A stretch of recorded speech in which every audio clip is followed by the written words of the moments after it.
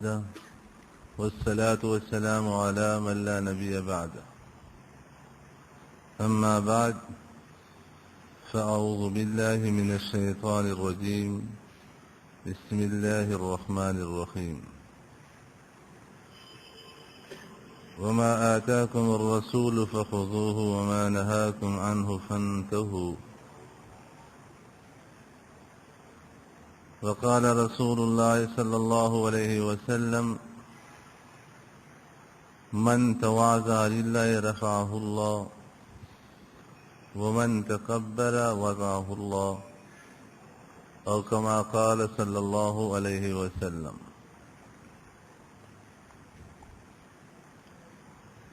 یہاں ایک سبق سنایا جاتا ہے کہ گناہ کے دو شعبے ہیں. ایک جہاں کا گناہ ہے اور ایک بھا کا گناہ ہے، اور دونوں بڑے خطرناک ہیں. جا کا معنی منصب، عہدہ، اور بھا کا معنی شہوت نفسانیہ، خواہشات نفسانیہ. دونوں گناہ انتہائی خطرناک ہیں.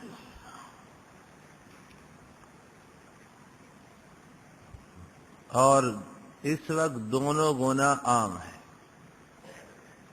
اللہ تعالی ہم سب کو حفاظت میں رکھے. جا کا گناہ ہم میں سے ہر ایک کا نفس فرعون سے کم نہیں ہے. سمجھتے ہیں کہ میں ہوں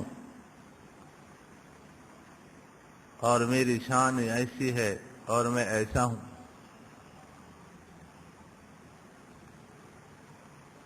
اپنے آپ کو بڑا سمجھنا بہت بڑا گناہ ہے.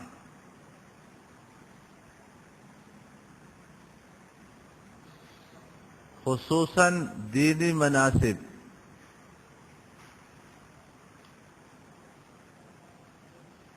کسی کو حاصل ہو اور وہ اس پر اترائے تو بہت خطرناک گناہ ہے. بعض لوگ نماز خشوع خضوع سے پڑھتے ہیں، ذکر اور تلاوت بھی کرتے ہیں، لیکن اندر دل کے اندر خناس بھرا ہوا ہے.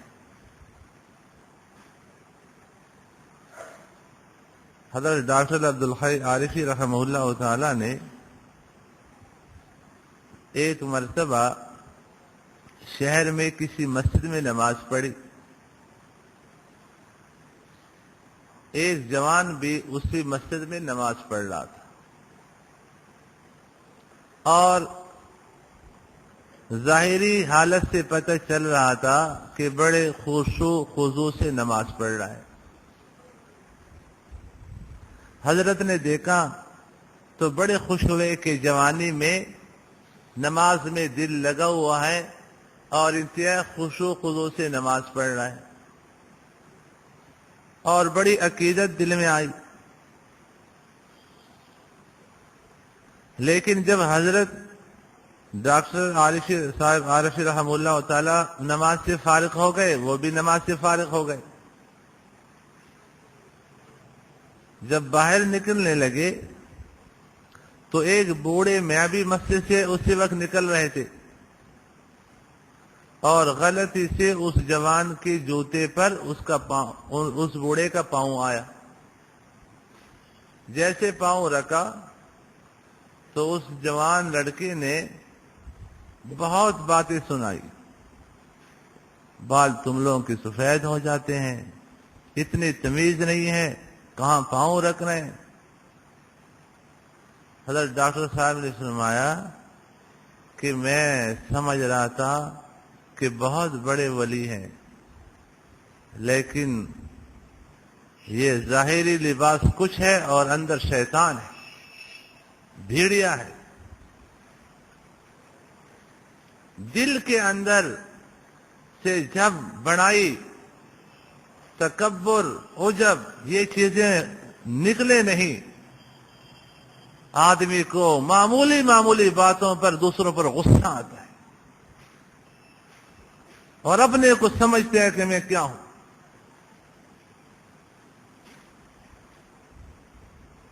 جو اللہ تعالیٰ کو پانے والے لوگ ہیں ان کے اخلاق الگ ہیں، اور جو اندر کچھ فاسد مواد بھرا ہوتا ہے تو ان کے اخلاق الگ ہوتے ہیں۔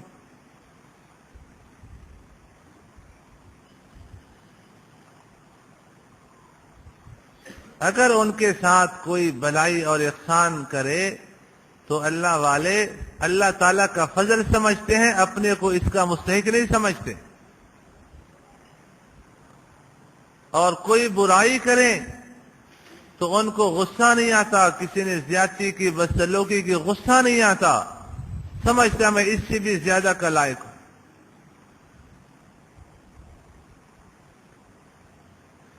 حضرت ابراہیم بن ادھم رحمہ اللہ تعالی جب اللہ تعالیٰ کی محبت میں سلطنت چھوڑ کر نکلے اور صحراؤں میں، جنگلوں میں رہا کرتے تھے، تو ایک دفعہ ایک باغ میں گئے۔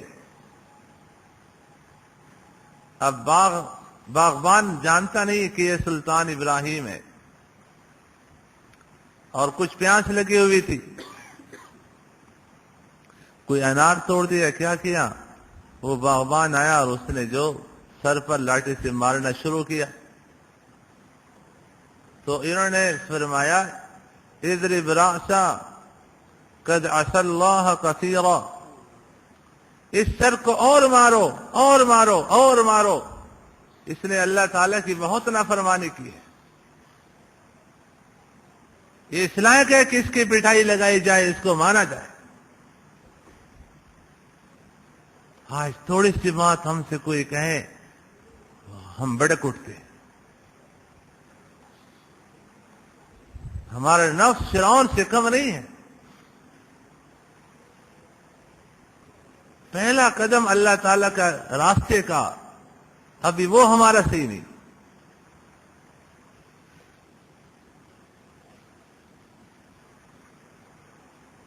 ایک دفعہ حضرت جبریل علیہ السلام تشریف لائے، آپ صلی اللہ علیہ وسلم کی خدمت میں، اور قریب میں حضرت ابو ذر غفاری رضی اللہ عنہ گزر رہے تھے۔ حضرت جبریل علیہ السلام نے کہا ھذا ابو ذر، یہ ابو ذر ہے۔ آپ صلی اللہ علیہ وسلم نے فرمایا او تعرفونہ، کیا تم آسمان کے فرشتے بھی ان کو پہچانتے ہو؟ حضرت جبریل علیہ السلام نے کہا کہ ان کی جو شہرت آسمانوں میں ہے وہ شہرت مدینے میں نہیں ہے، فرشتوں میں ان کے جو چرچے ہیں وہ مدینہ منورہ میں نہیں ہیں۔ آپ صلی اللہ علیہ وسلم نے فرمایا بمن نال ھذی الفضیلہ، اے جبریل اتنا بڑا مقام ان کو کیسے حاصل ہوا؟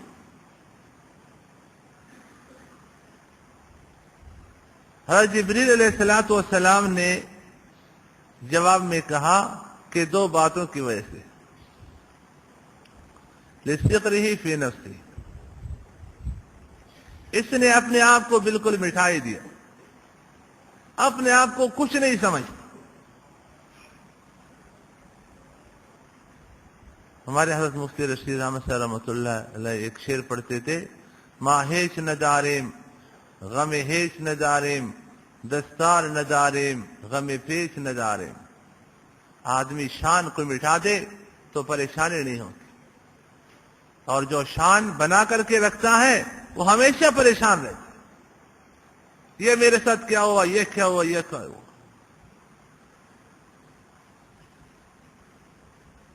حضرت جبریل علیہ السلام فرمانے لگے کہ انہوں نے اپنے آپ کو مٹھا دیا، کچھ نہیں سمجھتے اپنے آپ کو، اور دوسری بات یہ وَلِكَثْرَةِ تِلَاوَةِ سورۃ الاخلاص، سورہ اخلاص کی تلاوت کثرت سے کرتے ہیں۔ حضرت ابو ذر غفاری رضی اللہ تعالیٰ عنہ حضرت عثمان غنی رضی اللہ عنہ کے زمانے میں ان کو مدینہ منورہ سے باہر رہنے کا حکم ملا تھا، تو ربضہ ایک جگہ کا نام ہے، وہاں پر رہا کرتے تھے۔ انتقال بھی وہاں ہوا۔ انتقال سے پہلے انہوں نے اپنی اہلیہ کو وصیت فرمائی کہ دیکھو جب میرا انتقال ہو جائے تو پھر مجھے غسل اور کفن دے کر مجھے عام راستہ آمد و رفت کا اس پہ رکھ دو، اور بکری جو گھر میں ہے اس کو ذبح کر لو اور کھانا تیار کر لو۔ حضرات صحابہ رضی اللہ تعالیٰ عنہ کی ایک جماعت آئے گی اور وہ میری نماز جنازہ ادا کرے گی۔ ان کی اہلیہ نے کہا کہ یہ آج کل جو موسم ہے، جو مہینے چل رہے ہیں، یہ حج کے مہینے نہیں، عمرے کے مہینے نہیں۔ بعض لوگ خاص مہینوں میں عمرے پر جاتے ہیں، تو حضرات صحابہ رضی اللہ تعالیٰ عنہ کی جماعت کہاں سے آئے گی؟ نہ حج کے قافلوں کے دن ہے، نہ عمرے پر جانے کے قافلوں کے دن ہے، تو کہاں سے صحابہ رضی اللہ عنہ کی جماعت آئے گی اور آپ کی نماز جنازہ ادا کرے گی؟ تو فرمایا مجھے بٹھا لو، بٹھا دیا۔ فرمایا کہ ایک مرتبہ ہم 4 ساتھی آپ صلی اللہ علیہ وسلم کی مجلس میں بیٹھے تھے، تو آپ صلی اللہ علیہ وسلم نے فرمایا کہ تم میں سے ایک کی موت جنگل میں آئے گی، اور حضرات صحابہ رضی اللہ تعالی عنہم کی ایک جماعت آ کر ان کی نماز جنازہ ادا کرے گی۔ اور پھر فرمانے لگے کہ میرے وہ 3 ساتھی اور ان تینوں کا انتقال ہوا ہے، اور ہر ایک کا انتقال کسی نہ کسی شہر میں ہوا ہے۔ معلوم ہوتا ہے کہ آپ صلی اللہ علیہ وسلم کی یہ پیش گوئی میرے بارے میں تھی۔ اور پھر قسم کھا کر فرمایا کہ ضرور میرے محبوب صلی اللہ علیہ وسلم الصادق والمصدوق کا ارشاد سچا نکلے گا، اور صحابہ رضی اللہ عنہ کی جماعت آئے گی اور میرے نماز جنازہ ادا کرے گی۔ جب انتقال ہوا، وصیت کے مطابق ان کے اہلیہ نے ایسا معاملہ کر لیا اور ان کو ایک طرف رکھ لیا۔ اب انتظار میں ہے کوئی قافلہ آئے، کوئی قافلہ نظر نہیں آتا۔ تھوڑی دیر بعد کیا غبار اڑتا ہوا نظر آیا، جس سے پتہ چلا کہ کوئی آ رہے ہیں۔ جیسے قریب ہو گئے غبار ہٹ گیا، اطلع عبداللہ ابن مسعود رضی اللہ تعالی عنہ مع رفقائہ۔ غبار ہٹا تو حضرت عبداللہ ابن مسعود رضی اللہ تعالی عنہ اپنے احباب سمیت تشریف لا رہے ہیں۔ وہ کوفہ کے گورنر تھے اور وہاں سے مدینہ منورہ تشریف لا رہے تھے، تو خیال ہوا کہ پہلے عمرہ کر کے پھر مدینہ منورہ چلے جاؤں۔ انہوں نے جب دیکھا کہ جنگل میں ایک لاش پڑی ہوئی ہے اور ایک عورت قریب میں بیٹھی ہوئی ہے، تو فرمانے لگے ما ہاذا، یہ کیا ہے ماجرا ہے، یہ کیا قصہ ہے؟ تو ان کے اہلیہ نے کہا ہاذا جنازۃ ابی ذر، یہ تمہارے بھائی ابو ذر رضی اللہ تعالیٰ عنہ کا جنازہ ہے۔ یہ سوارے سے اترے اور اللہ تعالی کی حمد و ثنا پڑھی، اور پھر لاش سے لپٹ گئے اور رونے لگے اور فرما رہے تھے قد صدق رسول اللہ صلی اللہ علیہ وسلم کہ آپ صلی اللہ علیہ وسلم نے سچ فرمایا تھا۔ ایک موقع پر آپ صلی اللہ علیہ وسلم نے ابو ذر رضی اللہ عنہ سے فرمایا تھا انت تعیش وحدا وتموت وحدا وتبعث وحدا، اے ابو ذر آپ تنہائی کی زندگی گزاریں گے، تنہائی کی حالت میں آپ کی موت آئے گی اور تنہائی کی حالت میں آپ کو قیامت میں اٹھایا جائے گا۔ پھر انہوں نے جنازہ پڑھا دیا۔ آپ صلی اللہ علیہ وسلم کے ارشادات پر ان کو 100% یقین تھا۔ تو جبریل علیہ الصلوۃ والسلام نے فرمایا کہ انہوں نے اپنے آپ کو مٹھائی دیا ہے۔ دوستو، اپنے حیثیت کو ختم کرنا اور کچھ نہ سمجھنا یہ اللہ تعالیٰ چاہتے ہیں۔ فرمایا جو اللہ تعالیٰ کے لیے اپنے آپ کو مٹاتا ہے اللہ تعالیٰ اسے ترقی عطا فرماتے ہیں، بلندی عطا فرماتے ہیں۔ اور اللہ والا وہی بن سکتا ہے۔ آپ صلی اللہ علیہ وسلم کے اخلاق یہی ہیں۔ حضرت وحید بستامی رحمہ اللہ تعالی اپنے مسترشدین کے مجمع کے ساتھ تشریف لے جا رہے ہیں، اوپر سے کسی نے راگ ڈالی،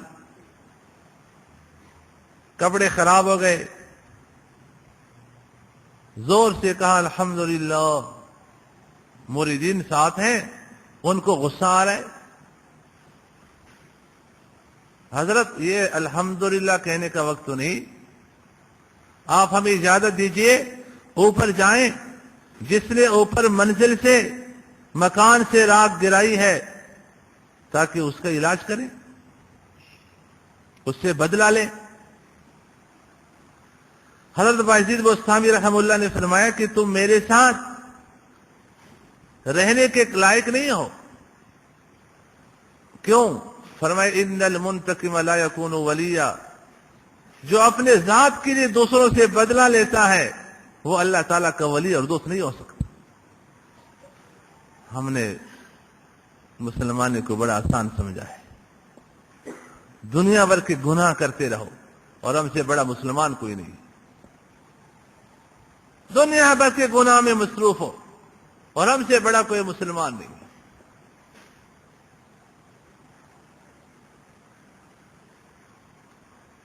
پھر فرمایا کہ دیکھو میں نے جو الحمدللہ کہا یہاں دو سنتیں ہیں، الحمدللہ علی کل حال، ہر حال میں الحمدللہ کہنا یہ بھی سنت ہے، اور کبھی کوئی تکلیف دے چیز سامنے آ جائے تو انا للہ و انا الیہ راجعون کہنا بھی سنت ہے۔ لیکن لوگوں کو ایک سنت معلوم ہے، دوسری سنت معلوم نہیں، اس لیے غیر مشہور سنت کو میں نے بلند آواز سے ادا کیا تاکہ آپ لوگوں کو پتہ چل جائے۔ اور پھر فرمایا یہ صرف الحمدللہ اوپر اوپر نہیں ہے، بلکہ حقیقت ہے یہی۔ کیوں؟ فرمایا جو سر آگ برسانے کا لائق ہو اگر اس پر راگ برسائی جائے تو اس کو الحمدللہ ہی تو کہنا چاہیے۔ اللہ تعالیٰ کی عظمت، اللہ تعالیٰ کی شان کا تقاضا یہ ہے۔ عمران آگے آ جاؤ، ادھر آگے بیٹھا کرو، پیچھے کیوں بیٹھتے ہو؟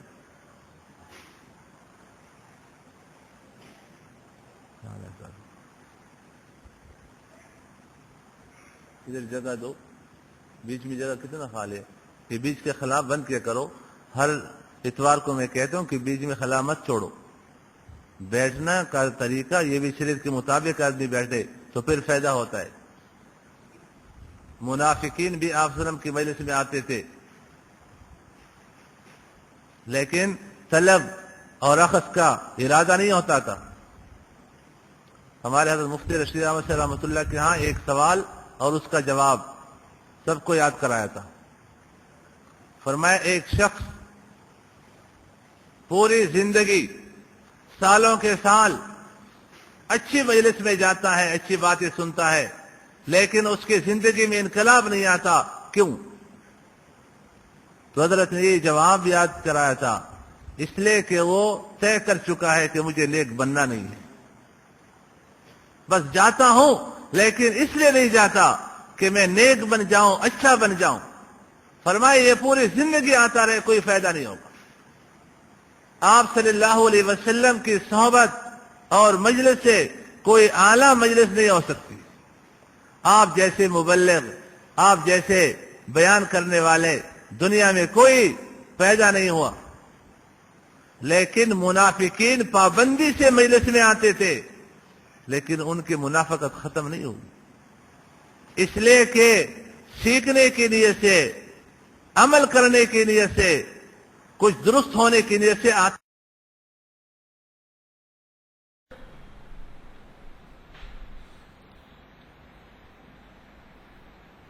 تو جو سر آگ برسانے کا لائق ہو اس پر راگ برسائی جائے تو شکر نہیں ادا کرنا چاہیے۔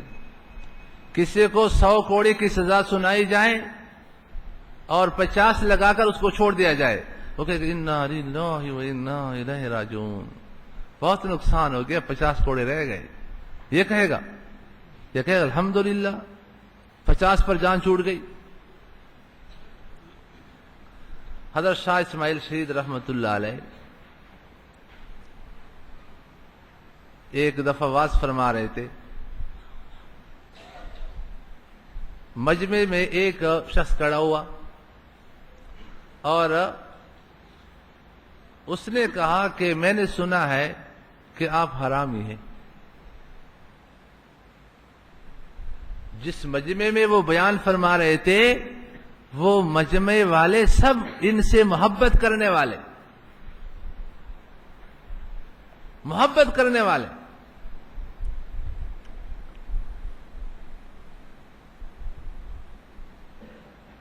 اس مجمع میں ایک شخص کھڑا ہوا اور اس نے کہا میں نے سنا ہے کہ آپ حرامی ہیں۔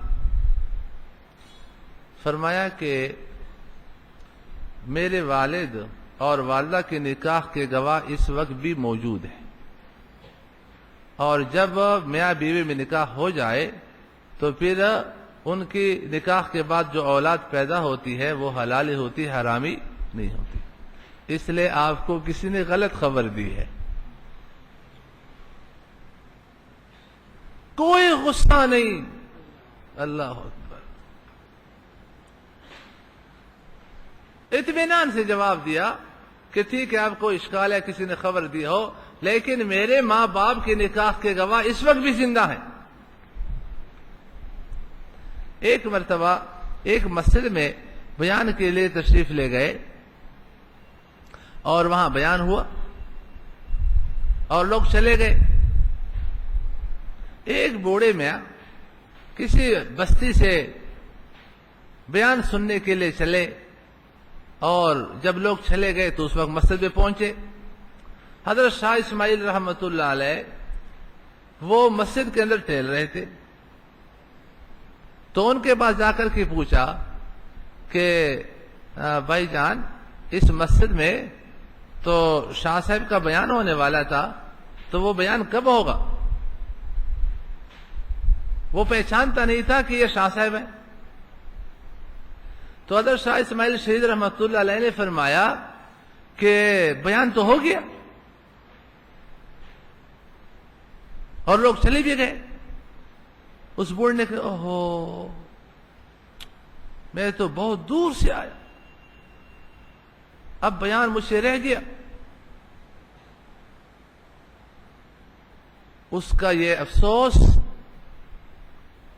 دیکھ کر کے حضرت شاہ صاحب رحمۃ اللہ نے فرمایا کہ میں ہوں اسماعیل، اور آپ بیٹھ جائیے، جو بیان میں نے مجمع میں کیا وہ پورا بیان آپ کو سناتا ہوں۔ پھر سیڑھے پہ بیٹھ کر کے اسی لہجے میں، اسی انداز میں اول سے لے کر آخر تک وہ بیان سنایا کہ ہمارا بیان کرنا اللہ کے لیے ہے، یعنی کہ مجمع زیادہ ہو تو ہم بیان کریں گے، مجمع تھوڑا ہو تو ہم بیان نہیں کریں گے۔ مقصود ان لوگوں کا اللہ تعالیٰ کی رضا اور اپنے حیثیت ختم، اس لیے ان کے لیے کوئی مسئلہ یہ مشکل نہیں تھا۔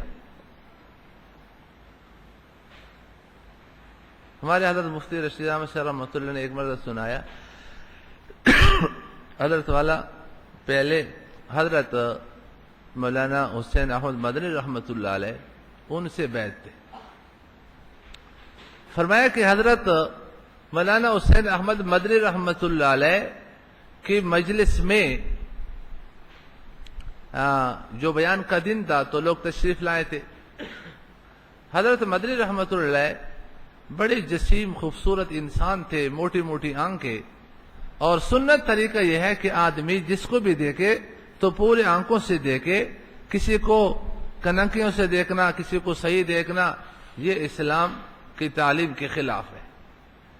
تو حضرت یوں مجمع میں نظر دوڑا کر کے ادھر دیکھا ادھر.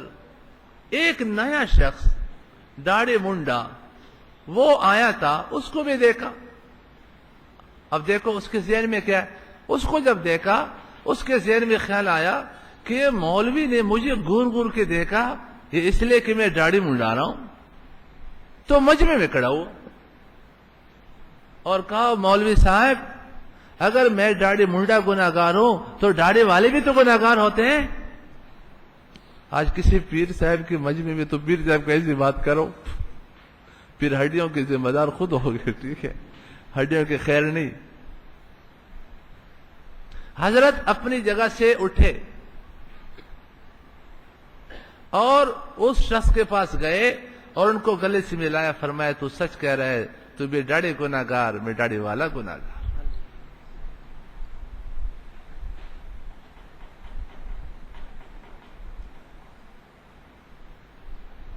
کیا ہم فیران بن کر کے پھرتے، اپنے آپ کو مسلمان بنایا ہم نے. مسلمان ایسا ہوتا ہے.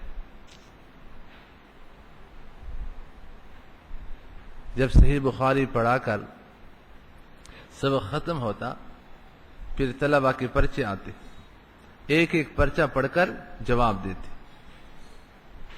ایک ایک پرچہ پڑھ کر جواب. ایک پرچہ آیا، اس میں لکھا تھا فلاں طالب علم حضرت والا کو گالیاں دیتا رہتا ہے، پھر میں نے معاف کر دیا ہے.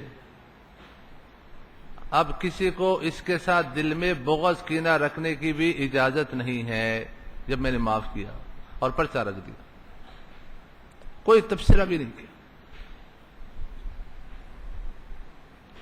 اس لیے حضرت مولانا دلبر صاحب فرماتے ہیں کہ علماء دیوبند کی جماعت ایسا لگتا ہے کہ یہ حضرات صحابہ رضی اللہ تعالیٰ عنہ سے بچھڑے ہوئے لوگ ہیں.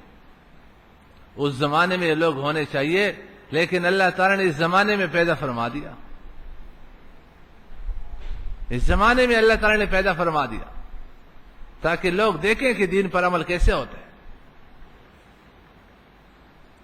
حضرت مولانا قاسم نانوتوی رحمہ اللہ تعالی فرمایا کرتے تھے، جن کا اتنا علم ہے، اتنا علم کہ اگر ان کے علم کو دیکھا جائے تو پگڑی سر سے گر جائے، اتنا بلند علم.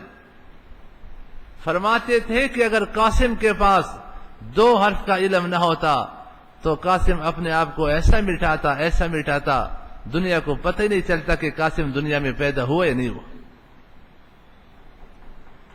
آج شہرت کا شوق ہے، نام کا شوق ہے، کسی طریقے سے مشہور ہو جاؤ.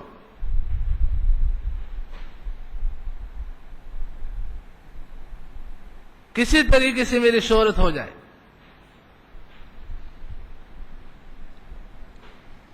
تو دوستوں اور بھائیوں، جا کا گناہ بڑا خطرناک گناہ ہے، بہت خطرناک گناہ ہے. کتنے لوگ ہیں جس گناہ کی وجہ سے کل ذلیل ہوں گے اور اللہ تعالیٰ کی نظر میں چیونٹی کے برابر بھی اس کی قیمت نہیں ہوگی.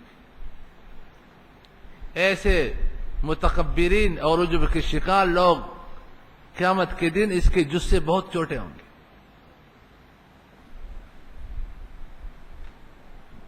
بہت چھوٹے ہوں گے اور ذلیل ہوں گے. تو جا کا گناہ بڑا خطرناک گناہ ہے، یہ معمولی گناہ ہم نہ سمجھیں. غصہ انسان کو کیوں آتا ہے؟ اپنے آپ کو کچھ سمجھتا ہے، اس لیے دوسرے پہ غصہ آتا ہے. کس نے میرے شان کے خلاف بات کی، اب غصے سے لبریز اپنے آپے سے نکلا ہوا ہے۔ اگر آدمی اپنے شان کو ختم کر لے تو کبھی انسان کو غصہ نہ آئے، پھر غصہ آئے گا تو اللہ کے لیے آئے گا۔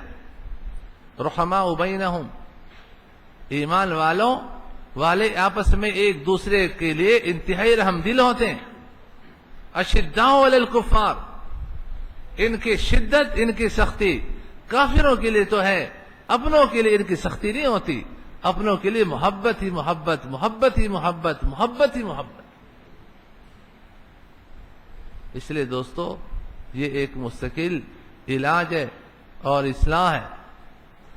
ایک قصہ یاد آیا، ہمارے حضرت مفتی رشید احمد صاحب رحمۃ اللہ نے سنایا کہ ایک افغانستان کا جو گنگوں میں رہ چکے تھے اور غالب حضرت مولانا عبد القدوس گنگوئی رحمۃ اللہ علیہ کی تربیت میں رہے اور پھر انہوں نے خلافت دی اور چلے گئے۔ ان کا پوتا تھا تو وہ ان کا جو حال تھا وہ کچھ دین سے دوری تھی، تو ان کو ایک دن خیال آیا کہ آپ کے بڑے اتنے اللہ والے اور نیک گزرے ہیں تو بھی اپنے اصلاح کرا دیں۔ اب کس سے کراؤں؟ تو غور کیا کہ دادا جان کے مسترشدین اور خلفاء کون کون ہیں، تو وہ افغانستان میں جو تھے تو ادھر ذہن گیا، تو یہ سفر کر کے وہاں پہنچے۔ جب وہاں پہنچے تو چونکہ شیخ کے پوتے تھے تو انہوں نے بڑا اکرام کیا اور ان کی دعوت کی، بڑے کھانے کھلائے اور بہت اچھے مہمان خانے میں رکھے۔ ایک دو دن کے بعد ان سے پوچھا کہ کیسے تشریف لائے ہو؟ انہوں نے کہا کہ میں تو اصلاح کی نیت سے آیا ہوں۔ فرمایا کہ اصلاح کی نیت سے آئے ہو تو پھر بیمار کے ساتھ پھر ڈاکٹر وہ معاملہ کرتے ہیں جس میں اس کی بیماری ٹھیک ہو جائے۔ انہوں نے کہا جو بھی معاملہ کرو لیکن میں اصلاح چاہتا ہوں۔ تو انہوں نے کیا کیا؟ فرمایا کہ آپ کے ذمے استبل کی صفائی ہے۔ یہ تھے بڑے اللہ والے، گھوڑے بھی ان کے پاس تھے اور شکاری کتے بھی تھے، اور شکاری کتوں سے اصلاح کرواتے تھے۔ انہوں نے کہا کہ یہ استبل کی صفائی کرو اور جو کتے ہیں تو اس کی نجاست بھی صاف کر کے ڈالا کرو۔ ایک ہفتہ دو ہفتے گزر گئے صفائی میں، تو وہاں پہلے زمانے میں آپ لوگ جانتے ابھی بھی بعض علاقوں میں وہ بھنگی جو بیت الخلاء ہوتے تھے، یہ جو سیوریج کا نظام ہے وہ نہیں ہوتا تھا، تو صبح صفائی کے لیے وہ بھنگی وغیرہ آتا تھا، وہ صفائی کرتا، تو وہاں ایک بھنگن رہتی تھی، اس طرح صفائی وغیرہ کرتی۔ اس بھنگن سے کہا کہ آپ یہ جو نجاست کا ٹوکرا ہے اس کے قریب سے گزرو تو اس کی کیفیت ذرا دیکھو۔ تو یہ وہاں سے گزر گئی تو اس نے مجھے بڑی بدبو ہے،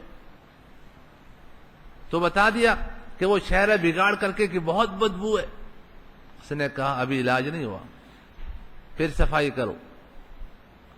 صفائی کرتے کرتے پھر ایک ہفتے کے بعد وہاں سے گزرو، وہاں سے گزر گئی تو اس نے بتایا کہ ابھی نارمل تھا، آرام سے بیٹھا ہوا تھا۔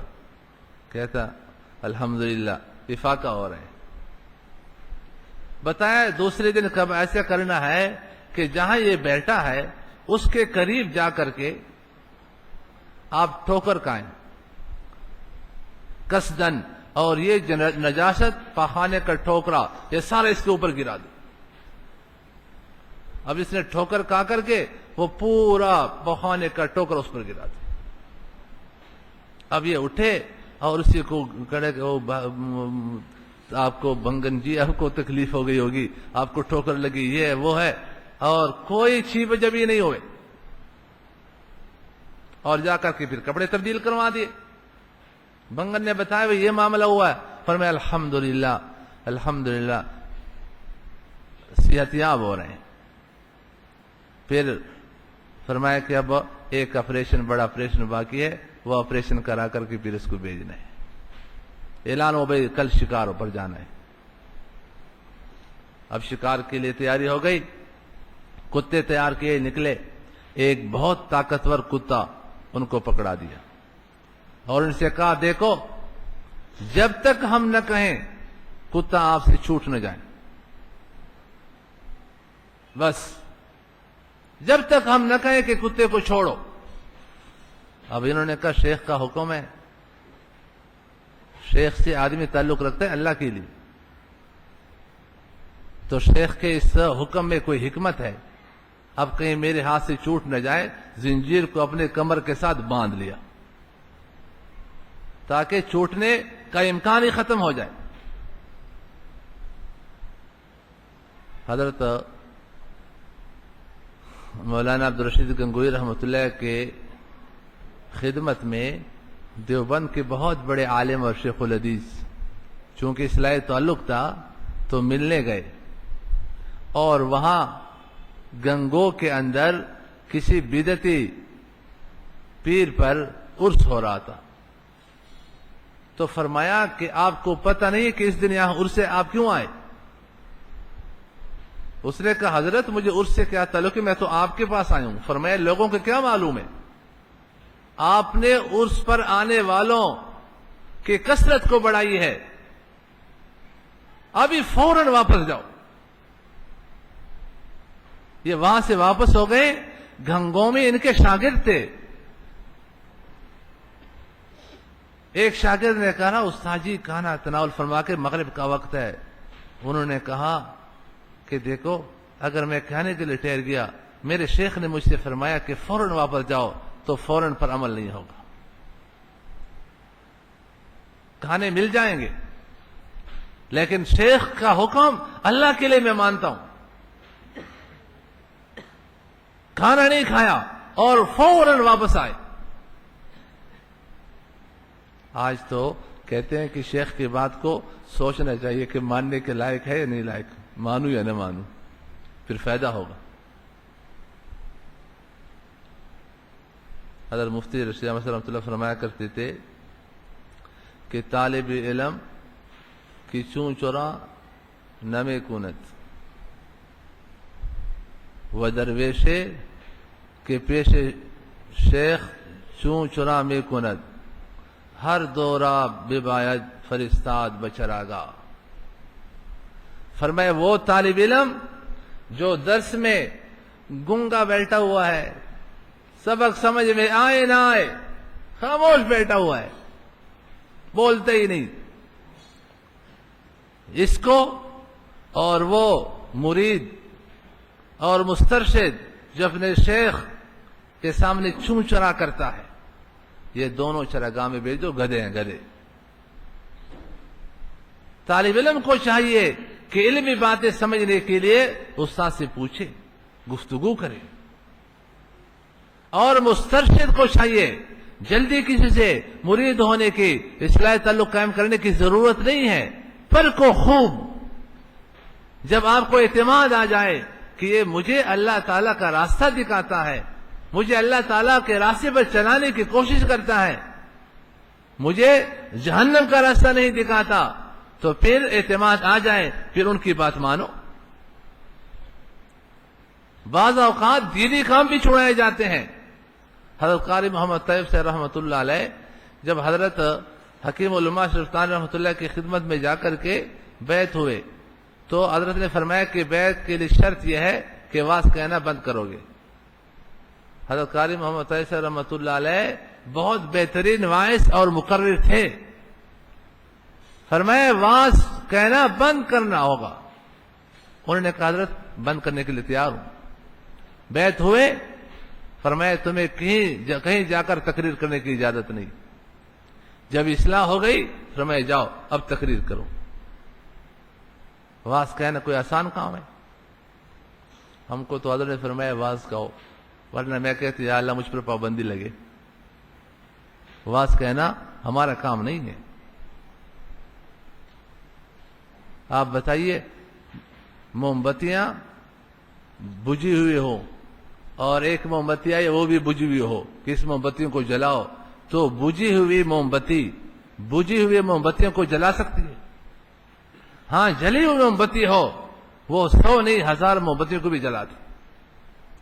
اللہ تعالیٰ کی محبت کی چنگاری جس دل میں ہو وہ تو ہزاروں کے دلوں میں اللہ تعالیٰ کی محبت کی آگ لگا دے، لیکن جس کے دل اللہ تعالیٰ کی محبت سے خود خالی ہیں وہ کہاں اللہ تعالیٰ کی محبت کی آگ دوسرے کے سینے میں لگا سکے گا؟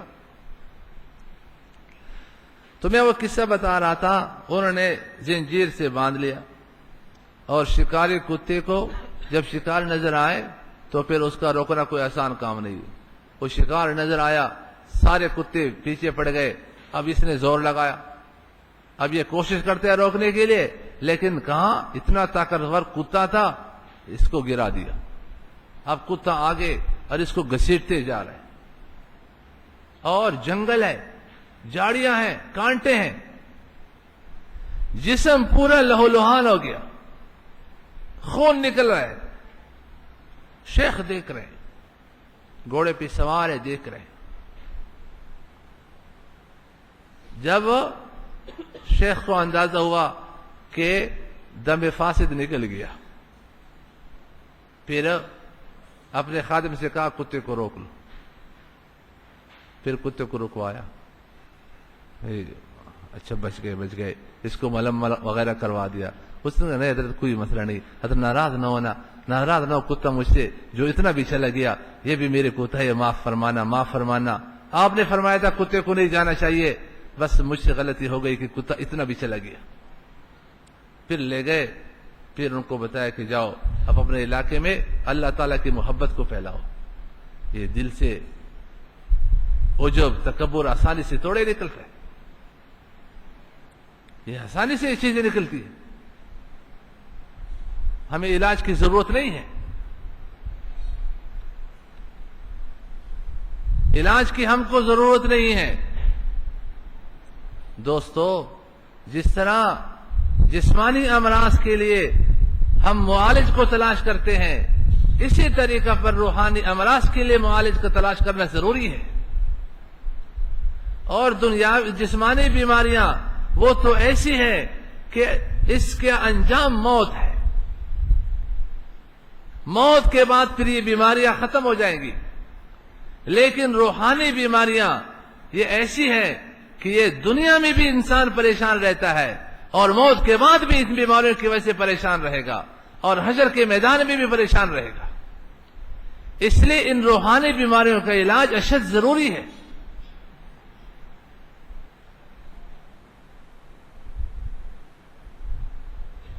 تو کوشش کریں گے انشاءاللہ اپنے آپ کو بڑا سمجھنا، عجب، کبر، بڑائی، یہ بہت خطرناک بیماریاں ہیں، اور اس سے انسان کا بہت بڑا نقصان ہوتا ہے۔ آج گھر میں چھوٹا بھائی بڑے بھائی کی بات کیوں نہیں مانتا؟ اچھی بات نہیں مانتا، بیٹا باپ کی بات نہیں مانتا، شاگرد استاد کی بات کیوں نہیں مانتا؟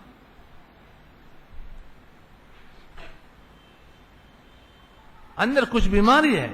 اگر بیماری نہ ہوتی تو باپ بیٹے کا خیرخواہ ہے، خیرخواہ کی بات کیوں آدمی نہ مانے؟ استاد شاگرد کا خیرخواہ ہوتا ہے۔ چاہیے تو یہ تھا کہ شاگرد اپنا دل، اپنا سینہ اور اپنی زندگی استاد کے سامنے رکھے۔ استاد جی جیسے چاہیں آپ بتاتے جائیں، میں ویسے کرتا جاؤں گا۔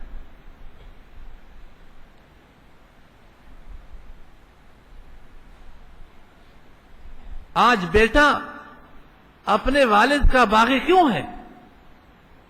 جب والد خیرخواہ ہیں تو ان کو بتائیں میرے ابو آپ بتاتے جائیں، میں کرتا جاؤں گا، آپ کی آنکھوں کا ٹینٹک بنوں گا۔ یہ چیزیں ہوتی ہیں۔ جب انسان بنتا ہے تو پھر اس کو پریشانی نہیں ہوتی۔ آج تک ہم خانقاہ میں دیکھتے ہیں میر صاحب کو، جب حضرت والا کبھی اس کو ناک سے پکڑ کر کے کبھی ان کو یوں مکر لگاتے ہیں اور غصہ کرتے ہیں، کیا کر رہے ہو؟ تو فوراً حضرت غلطی ہو گئی، کوئی یہ نہیں کہ پورے مجمع میں آپ نے مکر لگا دیا، آپ نے مجھے ڈانٹے، حضرت غلطی ہوگی،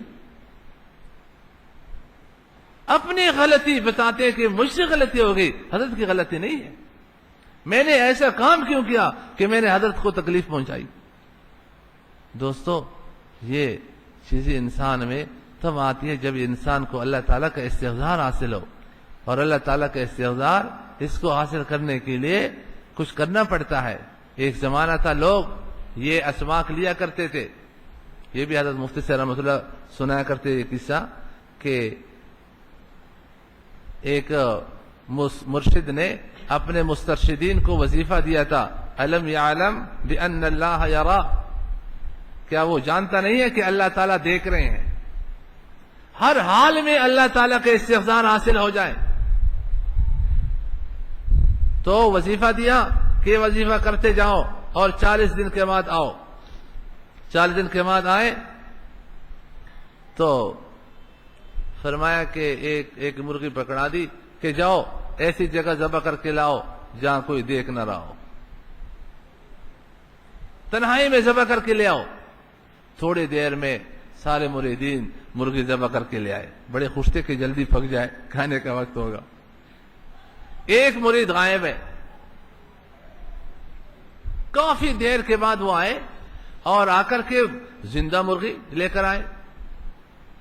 پیر صاحب نے ڈانٹ پلا کر، یہ کیا کر رہے ہو؟ میں نے تم کو حکم دیا تھا کہ ذبح کر کے لے آنا۔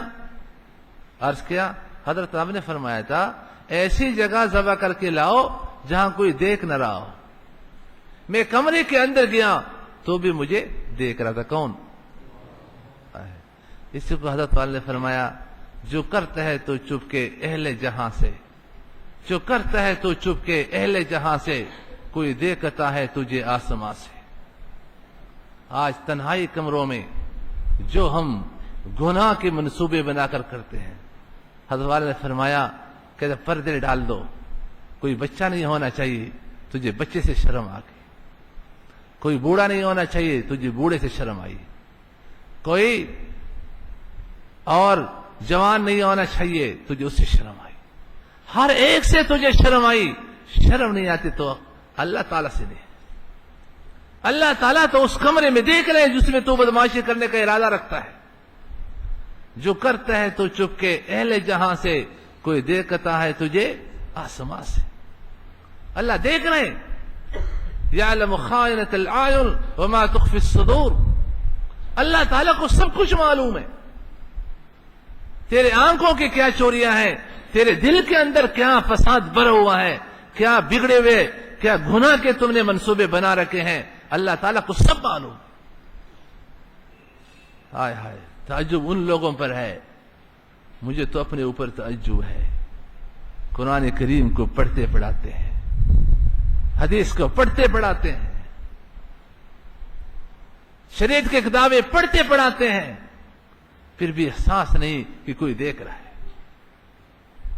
اللہ والوں کا حال کیا ہوتا ہے؟ ہمارے حضرت والا کا شعر ہے، دنیا کے مشغلوں میں بھی وہ باخدا رہے، جب اللہ تعالیٰ کا تعلق کسی کو نصیب ہو جاتا ہے، دنیا کے مشغلوں میں بھی یہ باخدا رہے، یہ سب کے ساتھ رہتے ہوئے بھی سب سے جدا رہے۔ بظاہر تو ہم کہتے ہیں کہ ہمارے ساتھ بیٹھے ہوئے ہیں، لیکن وہ اللہ کے ساتھ ہوتے ہیں۔ انہوں نے کہا، حضرت میں کمرے کے اندر گیا، وہاں مجھے اللہ دیکھ رہے تھے، میں گنے کے فصل کے اندر گیا، اللہ دیکھ رہے تھے، میں نے اوپر سے کمبل اوڑھ دیا، پھر بھی اللہ تعالیٰ دیکھ رہے تھے، مجھے زمین کے اندر کوئی ایسی جگہ نظر نہیں آئی جگہ جہاں کوئی مجھے نہ دیکھ رہا ہو، ہر جگہ اللہ تعالیٰ مجھے دیکھ رہے تھے۔ فرمایا آپ کا وظیفہ پورا ہے۔ آج بیت ہونا تو آسان ہے، جو مستحب کام ہے آج اس کے لیے ہر ایک تیار ہے، لیکن اصلاح کوئی نہیں کراتا۔ اصلاح تعلق تو یہ ہے کہ اپنی بیماری شیخ کو بتاؤ۔ آج شیخ کو بیماری کیا بتاتے ہیں؟ جیسے کسی کے، ابھی میں اوپر اثر کے بعد بتاتا کہ آج حال کیا ہو رہا ہے، ایک آدمی کے سر میں درد ہے اور چلا گیا ڈاکٹر کے پاس، اس سے کہا پیٹ میں درد ہے، اب اس نے پیٹ کے درد کی گولی دی. اب کہتے کہ میں ٹھیک ہی نہیں ہو رہا ڈاکٹر صاحب. کیسے ٹھیک ہوگا؟ بیماری کچھ ہے، شیخ کو کچھ لکھے گا. بیماری ایک ہے اور لکھنا دوسری بات ہے. اللہ اکبر. اصلاح کیسے ہو؟ اگر اللہ تعالی کے لیے اصلاحی تعلق ہے تو اپنی بیماری صاف صاف لکھو، اس کو بتاؤ. اور اس میں یہ کوئی نقصان نہیں ہے. جس کو اللہ تعالیٰ اصلاح کے مقام پر بٹھاتے ہیں ان کو اللہ تعالیٰ مخلوق کی محبت بھی عطا فرما دیتے ہیں. حضرت شاہ اسماعیل شہید رحمۃ اللہ کا قصہ پہلے بھی آپ حضرات کو بتایا تھا، اور اس سے تواضع کا سبق بھی لو کہ ایک بدکار عورت کی اصلاح کی خاطر وہ فقیروں اور بھکاریوں کا لباس پہن رہے ہیں، اور بھکاریوں کا لباس پہن کر کے دروازے پہ جاتے ہیں اور دستک دیتے ہیں.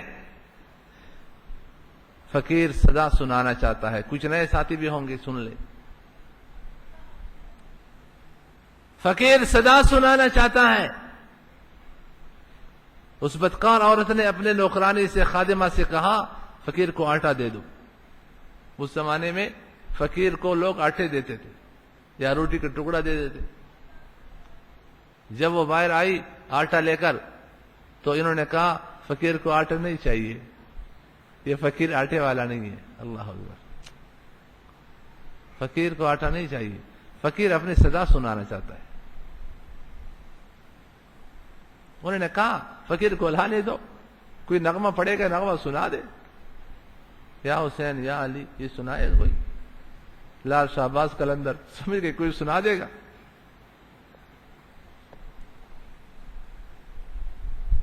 کل ہندو کی شادی تھی تو وہ بھی کہتے لال شہباز قلندر اس کو بلا رہے تھے. میں نے کہا پتہ نہیں ان کو کیا ہوا. ایک ہمارے طالب میں سندھی ہے، اس نے کہا سندھی میں وہ ان کو اس کا نظم پڑھ رہے ہیں. تو فرمایا کہ یہ پردہ کراؤ.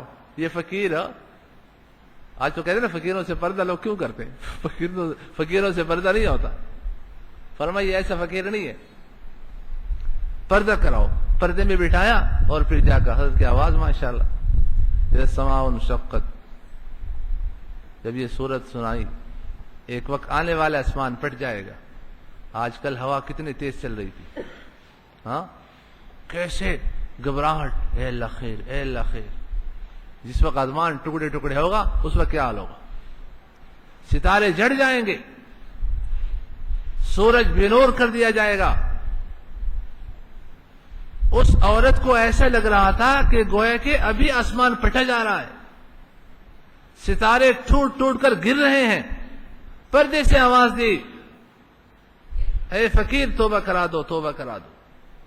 توبہ کرا دیا، اور توبہ کرانے کے بعد کہا کہ شادی بھی کرا دو. کسی اللہ والے آدمی سے شادی بھی کرا دی. اس طرح حضرت سید احمد شہید رحمۃ اللہ علیہ کے ہاتھ پر بھی اس طرح ایک عورت نے توبہ کی تھی اور شادی بھی کروائی تھی.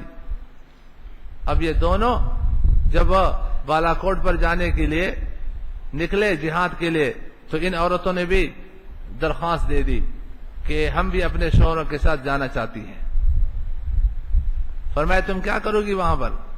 تو انہوں نے کہا کہ ہم چنے ساتھ لے کر جائیں گی اور شکی ساتھ لے کر جائیں گی. ہم پوری رات چنوں کو ڈالیں گی اور مجاہدین کے گھوڑوں کے لیے چارہ تیار کریں گے. اجازت مل گئی.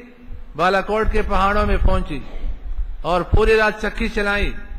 سونے کا جب وقت ہوا، تھوڑا سا وقت ملا رات کو، تو کنکریوں پر لیٹ گئی. صبح کو کسی نے پوچھا، اس لیے کہ چکی چلانے سے ہاتھوں میں چھالے پڑ گئے تھے، کہ دلی کے اندر پولوں پر لیٹنے والیوں بتاؤ کیا حال ہے؟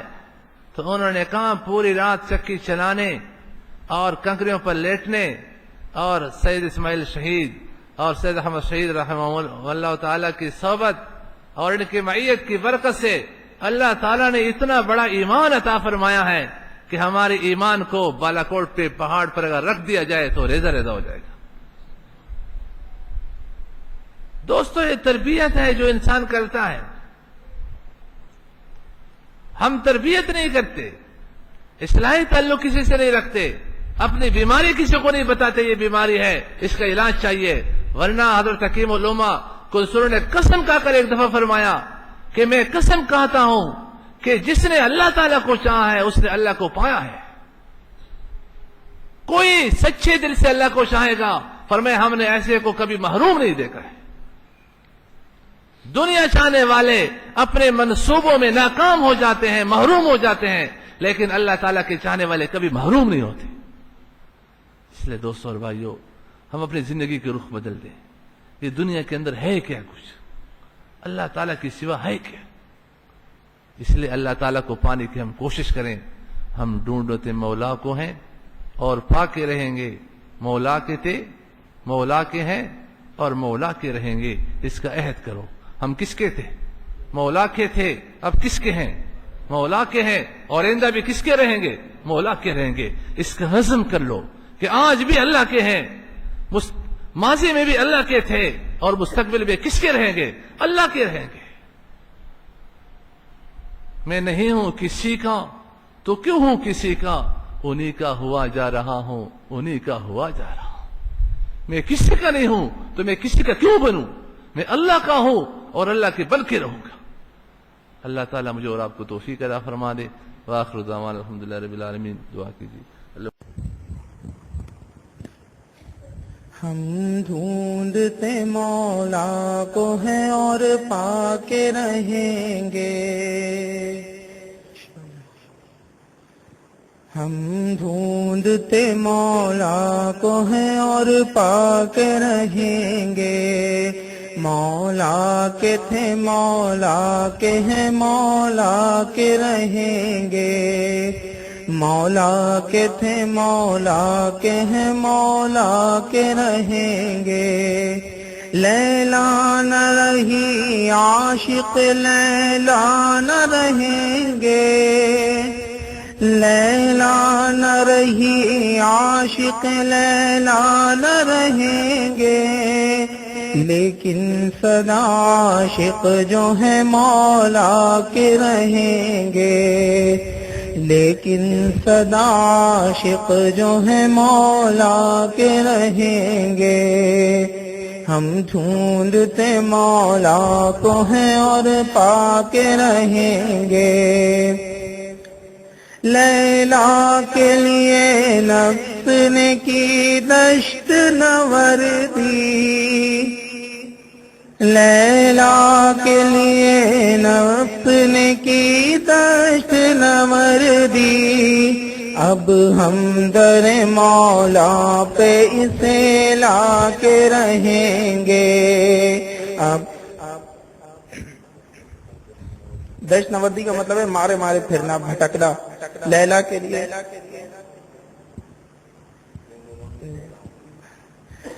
لیلا کے لیے نفس نے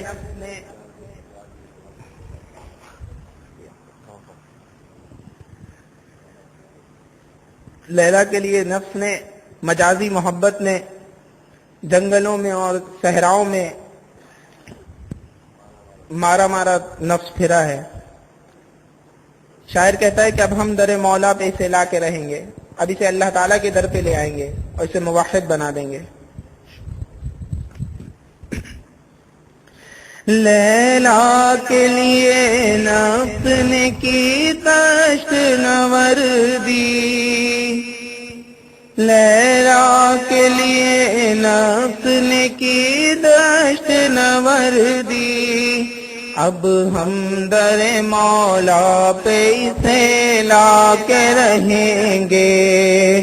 اب ہم در مولا پہ اسے لا کے رہیں گے.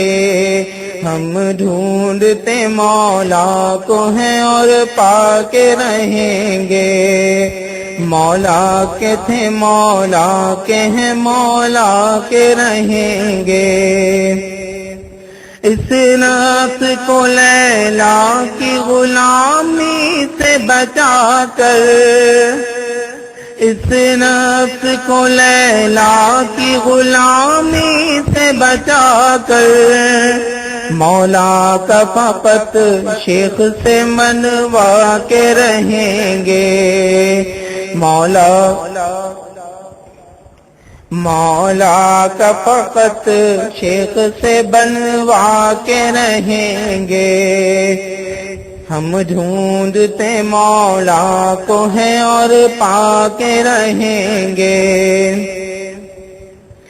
رنگینی دنیا کی تو دھوکے کا ہے سامان، رنگینی یہ دنیا کی تو دھوکے کا ہے سامان، جنت میں اپن دیکھیے کب جا کے رہیں گے، اپن کا مطلب ہے ہم لوگ، جنت میں اپن دیکھیے کب جا کے رہیں گے، ہم ڈھونڈتے مولا کو ہیں اور پا کے رہیں گے، مولا کے تھے مولا کے ہیں مولا کے رہیں گے،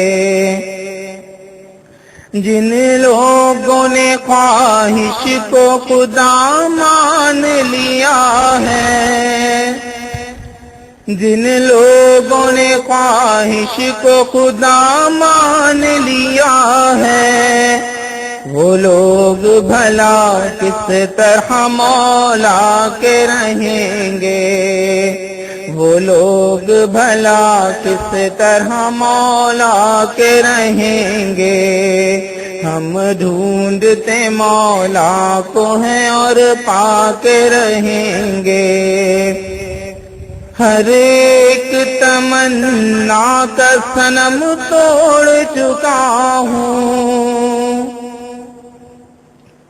تمناؤں کے بت، شاعر کہتا ہے میں ہر ایک تمنا کا صنم توڑ چکا ہوں، مولا میرے اس دل میں ضرور آ کے رہیں گے، جب دل بتوں سے خالی ہو جائے گا، غیر اللہ کی محبت سے خالی ہو جائے گا، تو انشاءاللہ تعالی اللہ رب العزت خود اس دل میں جلوہ نما ہوں گے، ہر ایک تمنا کا صنم توڑ چکا ہوں، ہر ایک تمنا کا صنم توڑ چکا ہوں، مولا میرے اس دل میں ضرور آ کے رہیں گے، مولا میرے اس دل میں ضرور آ کے رہیں گے، ہم ڈھونڈتے مولا کو ہیں اور پا کے رہیں گے، مولا کے تھے مولا کے ہیں مولا کے رہیں گے،